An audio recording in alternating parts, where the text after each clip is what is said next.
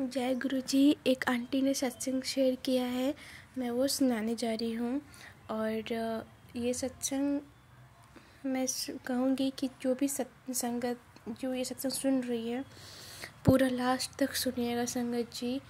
और ये आंटी बहुत परेशानी में रहती हैं, तो आप सत्संग सुने और गुरु जी से अरदास लगाएं, उनकी सारी प्रॉब्लम्स दूर हो जाएं। तो चलिए मैं शुरू करती हूँ गुरु जी का मंत्र जप करके। सबसे पहले आप सभी को जय गुरु जी, सभी संगत जी को, और पूरा लास्ट तक सुनिएगा संगत जी। मैं आप सबसे हाथ जोड़ के विनती कर रही हूँ। चलिए शुरू करते हैं गुरु जी का। ओम नमः शिवाय, शिव जी सदा सहाय। ओम नमः शिवाय, गुरु जी सदा सहाय। संगत जी, आंटी ने सत्संग मुझे फ़ोन करके बोला है, मैं उसे लिखी हूँ और मैं अपनी ही आवाज़ में सुनाने जा रही हूँ। तो शुरू करते हैं आंटी जो कह रही है। मैं दिल्ली से बोल रही हूँ। अप्रैल 2021 में जुड़ी थी, तब मेरी शादी को 7 साल हो गए थे और हमारे कोई बेबी नहीं था। मैंने गुरुजी के सत्संग सुने शुरू किए और उस सत्संग में सुना उनके भी बच्चे नहीं थे कोई भी। तो वो गुरुजी ने बताया कि 3 महीने के लिए चावल छोड़ दो तो तुम कंसीव कर लोगी। तो मैंने जब सत्संग सुना तो गुरुजी को मैं बोल दी, गुरुजी मैं पूरी ज़िंदगी चावल नहीं खाऊंगी। और ठीक उसी महीने में बेबी कंसीव किया शादी के 7 साल बाद। और गुरुजी ने मुझे पहले बता दिया था कि बेबी बॉय होगा और उसका नाम शिवांश रखना, और ऐसा ही हुआ। और 7 जून को मेरा बेटा हुआ और उसका नाम मैंने शिवांशी रखा है। ये मेरा पहला सत्संग है जो गुरुजी ने मुझ पर बहुत कृपा करी है। शादी के 7 साल तक मैं बहुत ताने सुने हैं। जब मेरी लाइफ में गुरुजी आए तो मेरी लाइफ चेंज हो गई। दूसरा सत्संग ये था कि मेरे हस्बैंड से मेरी लड़ाई हो गई थी। लड़ाई बढ़ते बढ़ते इतनी ज़्यादा बढ़ गई कि मेरा भाई मुझे अपने घर ले आया और हस्बैंड यहीं रह गए, अपने पेरेंट्स के साथ रहने लगे। और इन्होंने कहा मुझे तलाक लेना है।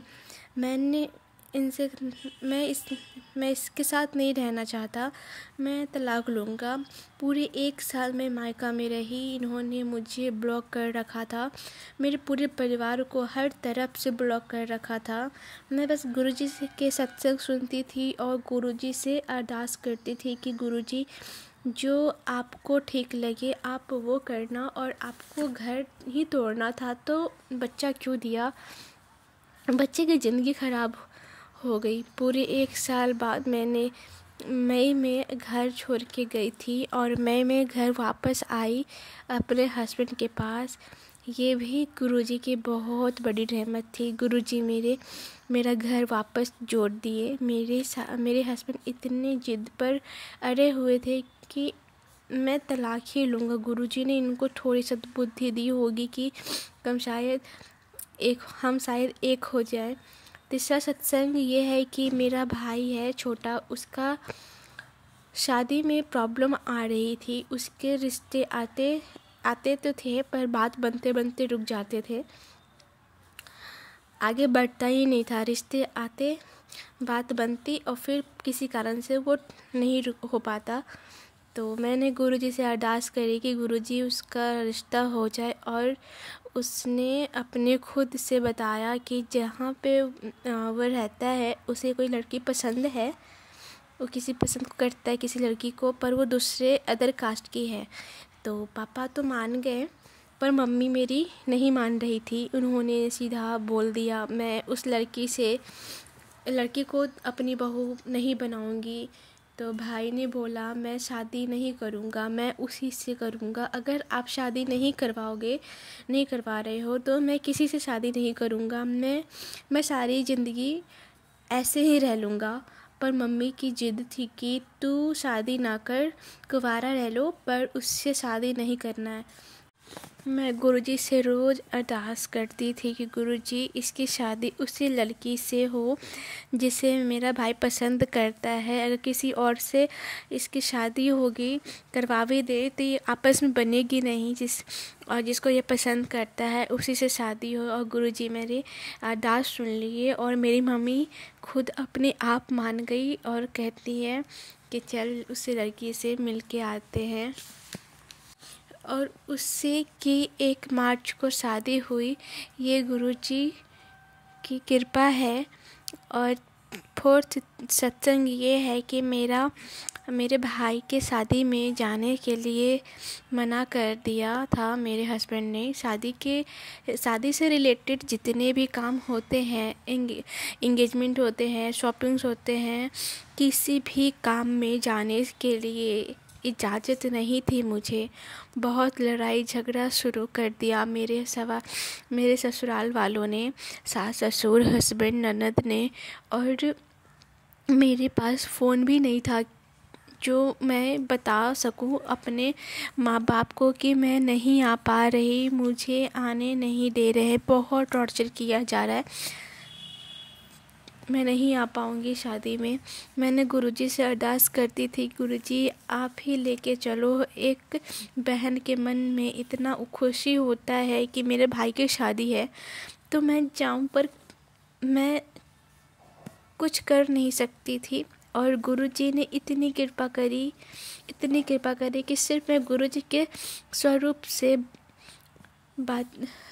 बातें करती थी और मेरे गुरुजी ने मेरे दिन बदले। मैं शादी में गई भी, मेरे ससुराल वाले भी गए और मेरा हस्बैंड जाने को तैयार नहीं था, वो लास्ट टाइम मान गए और हम सब गए शादी में। ये बहुत मुश्किल था मानना कि पूरी फैमिली जाएंगी कि नहीं, और गुरुजी के सिवा और कोई नहीं कर सकता। उन्होंने पूरी फैमिली को बदल दिया और पूरी फैमिली गई। मुझे डर लग रहा था कि वहाँ पे जाके कोई ड्रामा क्रिएट ना करे, बस नॉर्मल रहे। गुरुजी की कृपा से शादी अच्छे से हो गई। मैं बहुत प्रॉब्लम में रही। जिस तरह से मेरे ससुराल का माहौल था, मेरा बड़े मंदिर जाना मेरे लिए बहुत मुश्किल होता है। मेरे हस्बैंड मुझे कहीं आने जाने की नहीं देते, मुझे बाहर जाने की परमिशन नहीं देते। बहुत मुश्किल होता है कहीं बाहर आना जाना। मैं कहीं आना जाना कर नहीं सकती। मैं बस गुरुजी से बातें करती हूँ, गुरुजी से अरदास करती हूँ। मैं अमृत बेला भी नहीं कर सकती। मैं 3 दिन अमृत बेला करा और मेरे हस्बैंड ने इतना गुस्सा करना शुरू कर दिया जिससे मैं कोई गलती कर दी हूँ। मुझे अमृत बेले के लिए मुझे उनका फ़ोन यूज करना पड़ता था, तो मैं 1 घंटे के लिए फ़ोन मांग लेती तो मेरे हस्बैंड ने मुझसे बोलते थे कि तुम साइको हो गई है, मेंटल हो गई है। इतना बोलना शुरू कर दिया कि मैं रोज़ उठती हूँ 2-3 बजे, 4 बजे मैं उठ जाती हूँ, पर मेरे हस्बैंड मुझे फ़ोन देते नहीं हैं।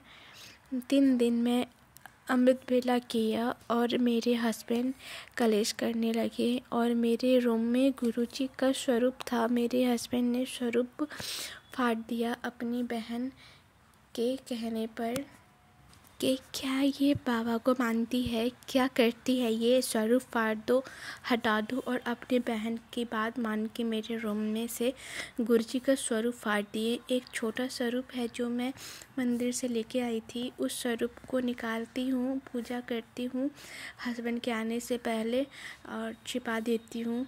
और तब भी गुरुजी मेरा पूरा साथ दे रहे हैं। मैं प्रॉपर गुरुजी की पूजा अमृत बेला नहीं कर सकती, तभी गुरुजी मेरा साथ दे रहे हैं, मेरी सुनते हैं। और मुझे पाइल्स की दिक्कत थी, बहुत ब्लड पास होता था, बैठने उठने में बहुत प्रॉब्लम्स होती थी। मैं बता नहीं सकती, जिसको ये प्रॉब्लम होगा वो समझ सकता है। मैं गुरुजी से अरदास करती थी, आप मुझे बचाओ दर्द से। मेरे हस्बैंड ने मुझे दवाई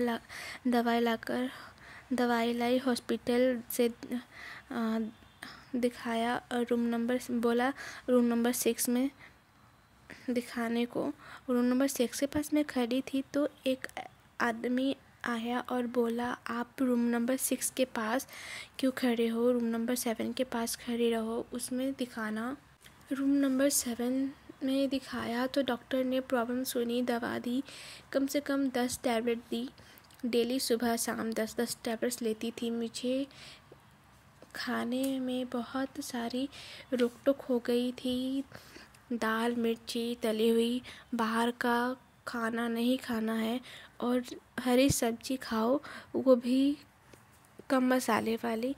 और घर में ऐसा खाना बनता नहीं है, जो बनता है वही खाना होता है। अलग अपने लिए बनाना बहुत मुश्किल होती है। मैं तो कुछ नहीं कर सकती, बस गुरुजी से बोलती। एक दिन मैंने सत्संग सुना, आंटी बता रही थी कि उनको कोई प्रॉब्लम थी तो गुरुजी ने बोला था, तो मुझ पर विश्वास करती है तो इतनी दवाइयाँ क्यों लेती है। मैंने और आंटी ने वो दवाइयाँ लेनी छोड़ दी और आंटी को दोबारा प्रॉब्लम फेस नहीं करनी पड़ी। गुरुजी पर उनको विश्वास था तो मैंने भी ये सत्संग सुना तो मैंने भी दवाइयाँ छोड़ दी। और उस दिन से आज तक मैंने पाइल्स की दवाइयाँ कोई भी नहीं ली और गुरुजी के जल प्रसाद से ठीक हो गई। मैंने गुरुजी के बड़े मंदिर से लोटा ब्लेस करवा ली थी, तो मैंने आधा लोटा जल प्रसाद से नहाती थी और आधे जल प्रसाद से मैं पी जाती थी। और ये 2021 की बात है, 2025 चल रहा है, अभी तक मैंने कोई दवा नहीं ली।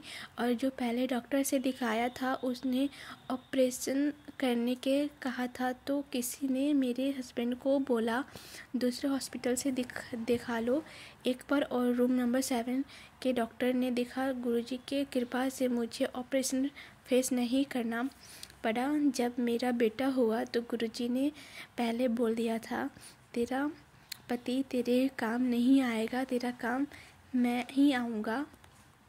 मेरा पानी रिलीज हो रहा था। डॉक्टर 8 जून को ऑपरेशन करने को बोला था, तो 6 जून को मैं एडमिट कर दिया था। मैं गुरुजी से अरदास करती गुरुजी ने, ये आपका ब्लेस्ड चाइल्ड है तो ये 7 जून को ही होगा, 8 जून को नहीं गुरुजी। यही किया तो 7 को डॉक्टर आई और अभी आपके ऑपरेशन करने के लिए 7 बजे मुझे ओटी में लेके गया ऑपरेशन करने के लिए। और 1:37 पे मेरा बेटा हुआ। मैंने डॉक्टर के हाथ में नीडल देखी और ब्लड लगा हुआ था उनका हाथ में, तो मैं बहुत ज़्यादा घबरा गई, डर गई थी। मैं गुरुजी को बोला, गुरुजी आप अभी मुझे ओटी से अच्छे से निकालोगे। मैं गुरुजी के स्वरूप लेकर के गई थी, तकिए के नीचे रखा था। डॉक्टर ने देखा मैं अभी होश की हालत में थी। मुझे पता नहीं क्या हो रहा था। ये जो 5 मिनट का जो कनेक्शन था गुरुजी से, गुरुजी ने कहा, मैं पहले तुझे कह रहा था ना कि ऐसी हालत में पड़ी होगी ना तो तुझे कोई नहीं देखेगा, मैं ही काम आऊँगा। जा तू अपने बच्चे को देख। मुझे होश आया, वापस नॉर्मल हुई, आपके स्टिचेस डन हो गए हैं, आप रिलैक्स करो। डॉक्टर ने कहा। मेरी सारी प्रॉब्लम से मुझे गुरुजी ने हर बार निकाला है, बचाया है। बस गुरुजी का मंत्र ने बचाया, कोई और कनेक्शन भी नहीं है। अमृत बेला नहीं कर सकती मैं, सत्संग भी नहीं कर सकती। आज ही मैंने बहुत मुश्किल से गुरुजी के सत्संग शेयर किया है। गुरुजी ने बार बार मैसेज कर रहे थे कि सत्संग कर, शुक्राना कर दे, तभी तो तेरा आगे का काम बनेगा। गुरुजी से एक और अरदास लगाई है, पता नहीं पूरी होगी कि नहीं। इतना मुझे पता है गुरुजी मेरी सारी प्रॉब्लम से निकालते हैं, तो ये अरदास भी पूरी होगी। जय गुरुजी। गुरुजी मैंने जो भी गलती जो किया है वो सब माफ़ कर दीजिएगा। जय गुरुजी। शुक्राना गुरुजी। ओम नमः शिवाय। शिवजी सदा सहाय। ओम नमः शिवाय। गुरुजी सदा सहाय। संगत जी, ये था आंटी का सत्संग। और गुरुजी से मैं भी प्रार्थना करूँगी आपकी लाइफ में जो भी परेशानी है सभी दूर हो जाए। गुरुजी सबका ख्याल रखते हैं, अपनी संगत का हर पर रहते हैं, ख्याल रखते हैं। जय गुरुजी। शुक्राना गुरुजी। तो संगत जी, प्लीज़ लाइक से सब्सक्राइब ज़रूर कीजिएगा। अगर आप इस सत्संग शेयर करना चाहती है तो मैं डिस्क्रिप्शन बॉक्स में व्हाट्सएप नंबर डाल दी हूँ, आप उस नंबर पर शेयर कर सकते हैं। जय गुरु जी, शुक्राना गुरु जी।